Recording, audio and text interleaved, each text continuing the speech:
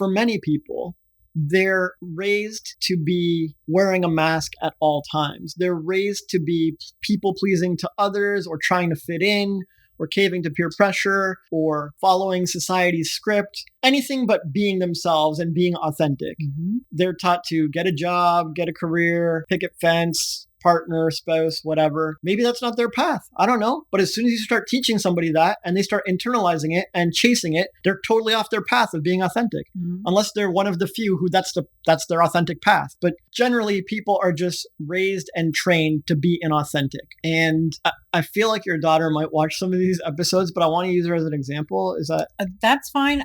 Listen, it's all love. Like it's all love, and I've been clear and honest with them that I'm going to mention them a lot. Whatever. We don't ever call them by name. No. The point is, it's like a good example of a teenager, and I don't have that many in my life. So. Oh, good. No, thank you. So I bet she would claim that she's being authentic. But when I was a teenager, I wasn't authentic. Mm-hmm. It takes a lot of unmasking and undoing societal conditioning to become authentic. Mm-hmm. Since it takes a lot of unmasking and undoing societal conditioning to become authentic, do you think it's something someone's going to pull off between when they were 12 and 18, like that 6-year period? Yeah, they became authentic. Or is it more likely that they're just trying on society's ideas and going with the flow and doing whatever their friends do and becoming inauthentic? Yeah. I actually can't think of any teenager I met who was authentic. Maybe some prodigy celebrities who like found who they were early and shone that authenticity on stage and did well for themselves. I don't know. But the thousands of teenagers in my school, I don't think there was an authentic one. There's not. And I was a teacher and taught in high school and was a teenager with lots of people around me. And again, same as you, I don't think ever one. Right. So by the time we're all teenagers, it's okay to accept that we're all wearing many masks. We've buried our authenticity, and it's going to take some practice and some doing to reclaim that. So there are some things that are very good for finding your authenticity, and there are some things that are much less good for finding your authenticity, and I dare say extremely bad for finding your authenticity. So on the one hand, time alone, really being alone for a long period of time, isolated for multiple days at a time, where you don't have stimulation and devices and all this kind of stuff. You're not connecting with friends online and all this kind of stuff. You're actually unplugging.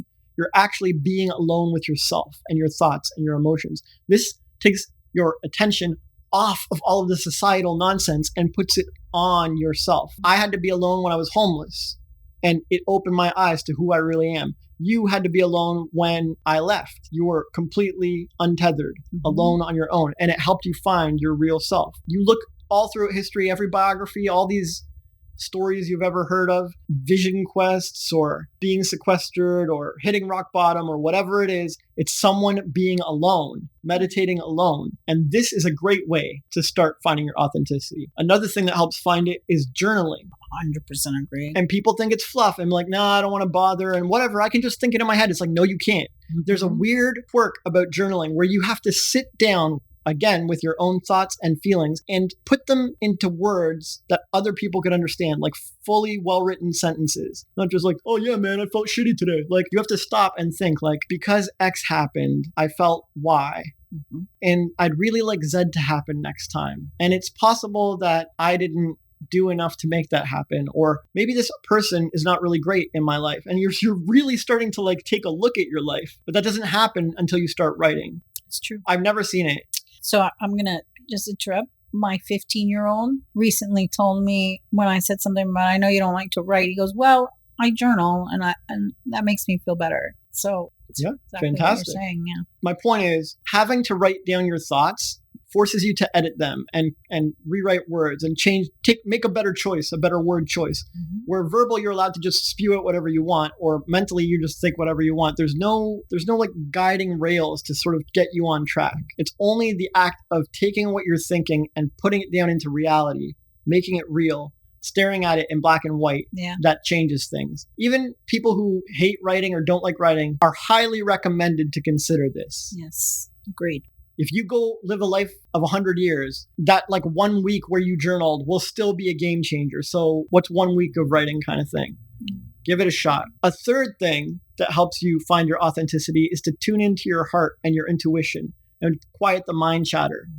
Meditation helps with this, but really just day to day. How did that make me feel? Why do I feel this way?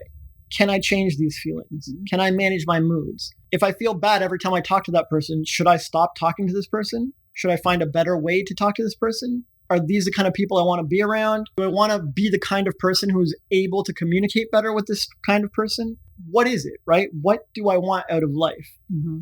Yeah, I'll leave it at these 3 behaviors for finding your authenticity. It's a good start. There's plenty of others, but things that crush your authenticity are ignoring your feelings and heart and intuition and giving into peer pressure in any way, because to be authentic, your impulses and drive needs to come from inside, from within you, not from outside you, not some pressure or some wish or some whim or some desire from society or other people. It has to come from you.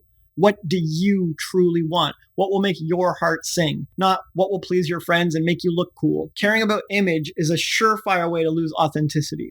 100%. And a lack of critical thinking. It's good, yeah. If feminism tells you this and you just buy into it without critical thinking, you don't journal about it, you don't go off and think about it in a cottage, you don't give it any thought or critical thinking at all. You just, sounds good to me, and it makes so-and-so like me, it makes my friends happy, and I look good on social media, so I'm just buying into this. Not a great way to find authenticity. This will be counterproductive. Even what you hear on this podcast here and now, don't just take what I'm saying at face value. Think critically about it. Mm-hmm. Am I right? Is what I'm saying correct? Does it resonate? Or is what everyone else says correct? You know, I don't know. Maybe I'm wrong. Maybe they're right. But you got to figure it out for yourself. You got to go through it word by word, idea by idea, sentence by sentence, concept by concept. And it takes work and it takes effort. And this is why most people aren't authentic, because to undo all the masks of society and reclaim our authenticity takes quite a bit of effort and practice in the beginning, until you get good at critical thinking and good at ignoring peer pressure and good at not caring about image and good at journaling and good at taking alone time and good at tuning into your heart. When you become good at it, it's very easy. Right. But it's quite a journey, because from ages 1 to 18 or whatever, you've been indoctrinated by society. And so that's 18 years of stuff to undo.